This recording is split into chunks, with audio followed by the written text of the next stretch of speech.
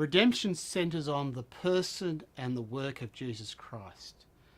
And as we consider the work of Jesus, we find many contemporary debates on the atonement, debates that have often focused on the violence of Jesus' death on the cross. Now, what kind of people raise these concerns? Well, first, there are the cultural critics of Christianity, whose challenge is that religion provides the grounds for contemporary violence. Second are the critics within the Christian tradition, who challenge the theological sanctions for continuing violence. And perhaps the third group are those facing the personal challenge of responding to violence. Now, there's this third concern that reflects my own after more than a decade of ministry in the inner city of Sydney.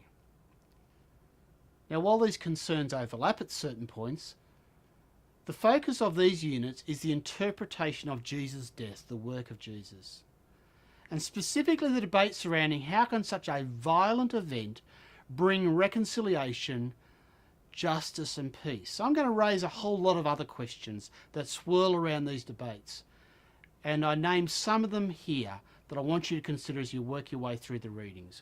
We cannot answer all of them in one module, but they are important questions. Is God's love in conflict with God's wrath? Is wrath an attribute of God? And if so, what kind of wrath? Is the death of Jesus on a cross the whole story of atonement? What place has the life of Christ, not just the death of Christ, have in the story of atonement? How important are the resurrection and the exaltation of Christ to the story of the atonement? And what are some of the controversial issues attending the atonement? Violence of the cross, as some say, is divine child abuse and so forth. How might we address them? Which I guess is the question of how central, if at all, is penal substitution to a theology of the atonement?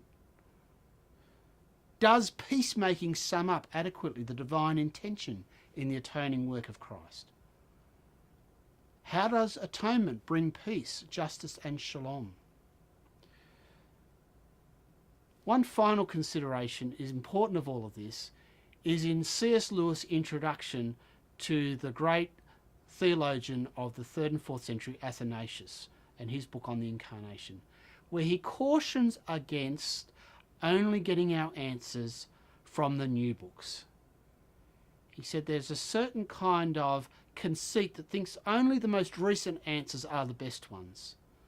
And so as we engage some of these questions, we will look at not just some of the recent controversies, but also some of the older authors, some of the older answers, like that of Athanasius, to make sure that as we engage these really critical questions, not just for Christian theology, but for how to live well, that we don't have that conceit of only listening to the last books being written.